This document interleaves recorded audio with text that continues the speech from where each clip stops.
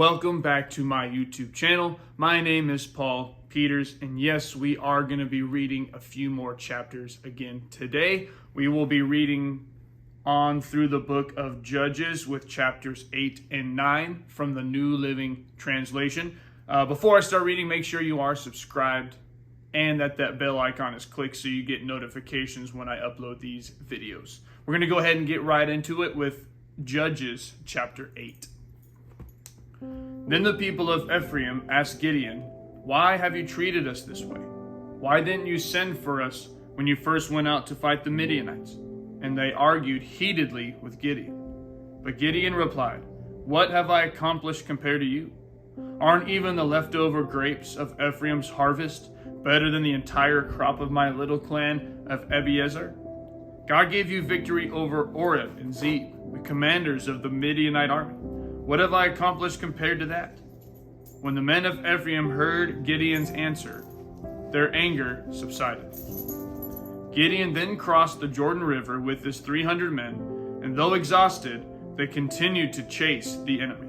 When they reached Succoth, Gideon asked the leaders of the town, "Please give my warriors some food. They are very tired. I am chasing Zebah and Zalmunna, the kings of Midian." But the officials of Succoth replied, "Catch Zebah and Zalmunna first, and then we will feed your army." So Gideon said, "After the Lord gives me victory over Zebah and Zalmunna, I will return and tear your flesh with the thorns and briars from the wilderness." From there Gideon went up to Peniel and again asked for food, but he got the same answer. So he said to the people of Peniel, "After I return in victory, I will tear down this tower." By this time, Zebah and Zalmunna were in Karkor with about 15,000 warriors, all that remained of the allied armies of the east, for 120,000 had already been killed.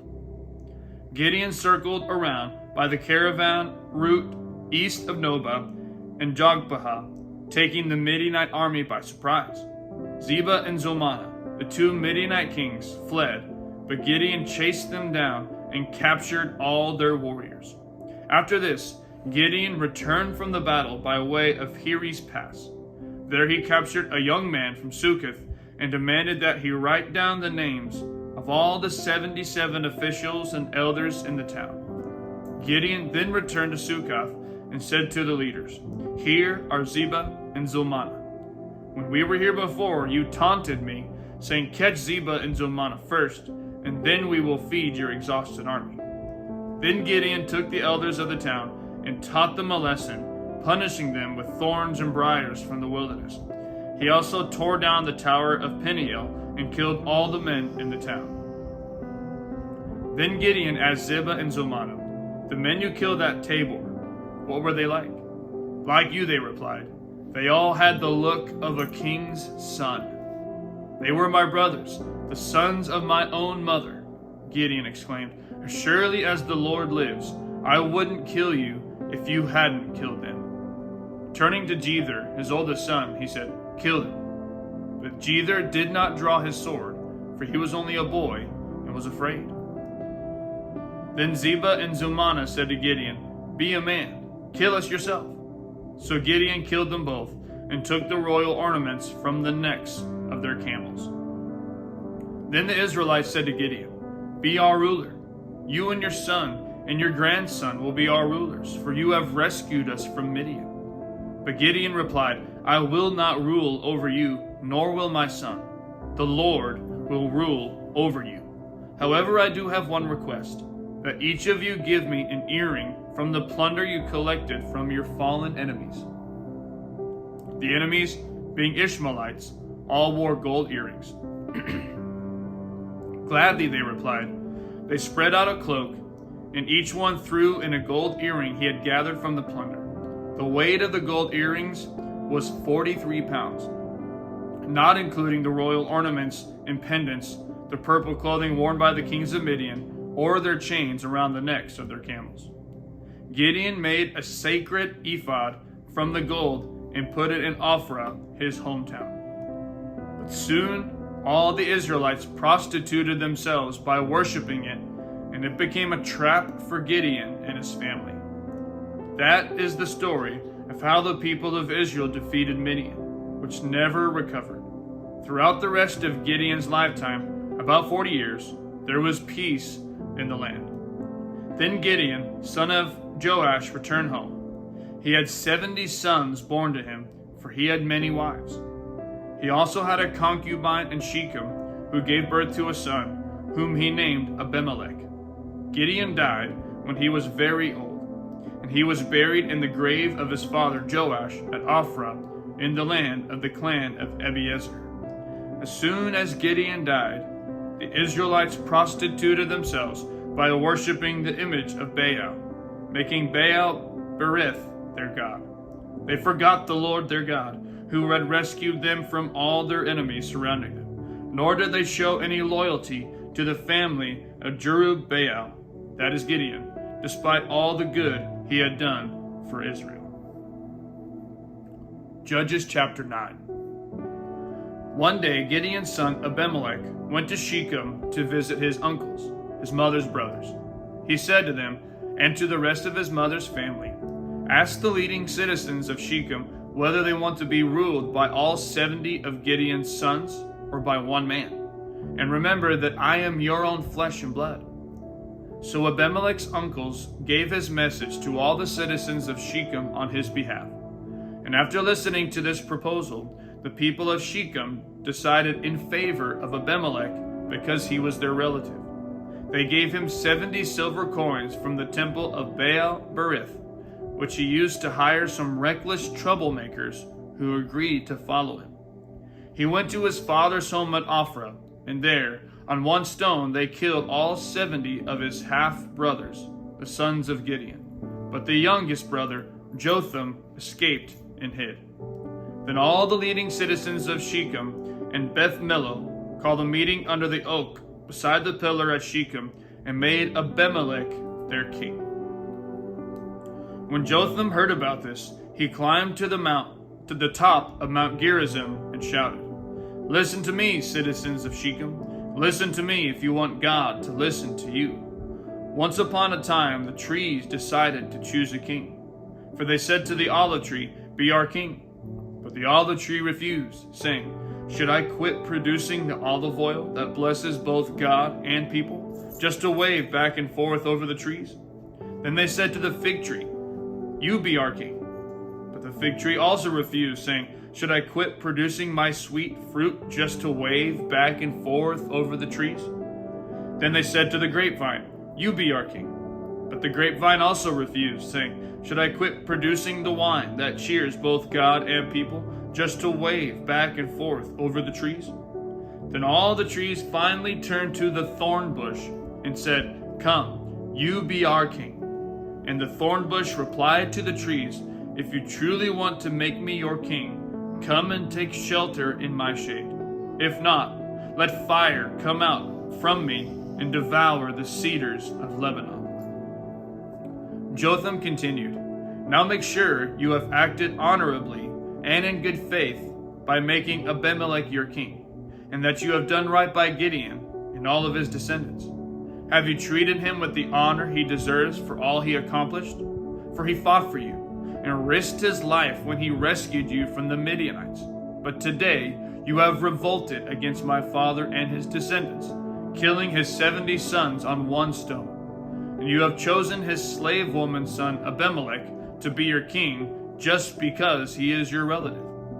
If you have acted honorably and in good faith toward Gideon and his descendants today, then may you find joy in Abimelech, and may he find joy in you. But if you have not acted in good faith, then may fire come out from Abimelech and devour the leading citizens of Shechem and Beth Millo, and may fire come out from the citizens of Shechem and Beth Millo and devour Abimelech." Then Jotham escaped and lived in Beer because he was afraid of his brother Abimelech. After Abimelech had ruled over Israel for 3 years, God sent a spirit that stirred up trouble between Abimelech and the leading citizens of Shechem, and they revolted. God was punishing Abimelech for murdering Gideon's 70 sons and the citizens of Shechem for supporting him in his treachery of murdering his brothers.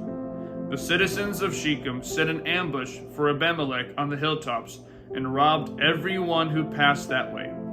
But someone warned Abimelech about their plot. One day Gaal, son of Ebed, moved to Shechem with his brothers and gained the confidence of the leading citizens of Shechem. During the annual harvest festival at Shechem, held in the temple of the local god, the wine flowed freely, and everyone began cursing Abimelech. "Who is Abimelech?" Gaal shouted. "He's not a true son of Shechem, so why should we be his servants? He's merely the son of Gideon, and this Zebul is merely his deputy. Serve the true sons of Hamor, the founder of Shechem. Why should we serve Abimelech? If I were in charge here, I would get rid of Abimelech. I would say to him, 'Get some soldiers and come out and fight.'" But when Zebul, the leader of the city, heard what Gaal was saying, he was furious. He sent messengers to Abimelech in Arumah, telling him, "Gaal, son of Ebed, and his brothers have come to live in Shechem, and now they are inciting the city to rebel against you.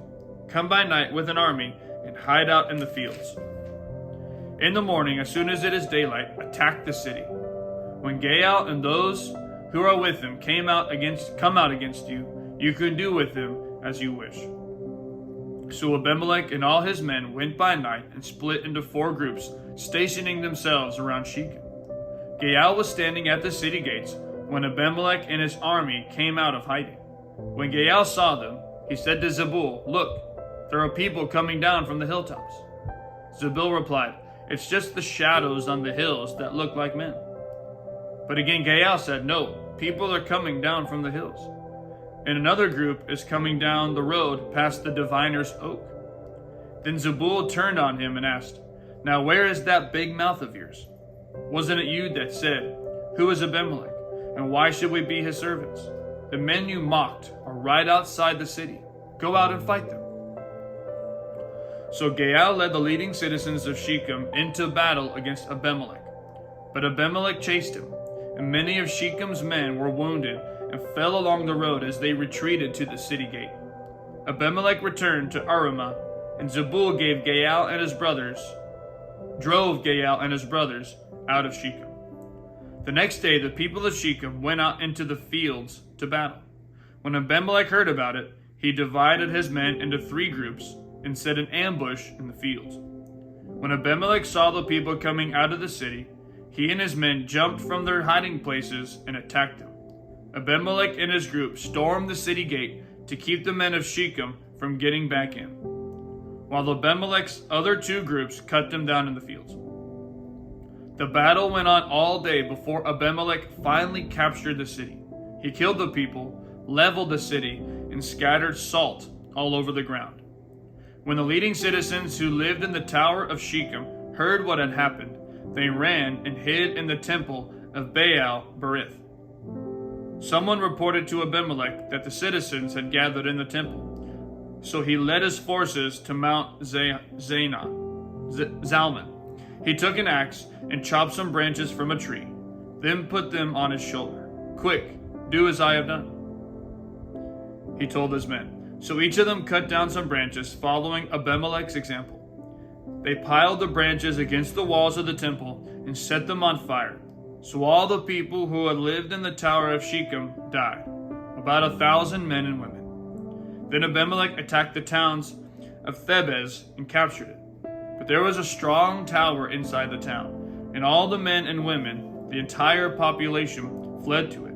They barricaded themselves in and climbed up to the roof of the tower.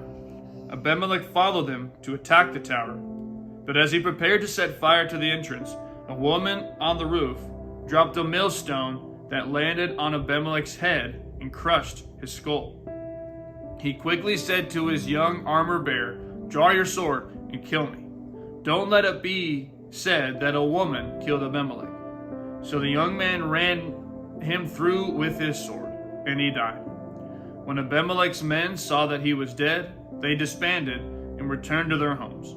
In this way, God punished Abimelech for the evil he had done against his father by murdering his 70 brothers. God also punished the men of Shechem for all their evil. So the curse of Jotham, son of Gideon, was fulfilled. That concludes today's reading of the scriptures. I want to thank you once again for continuing on this journey with me. We'll see you tomorrow as we continue on through the book of Judges. Love you, and God bless.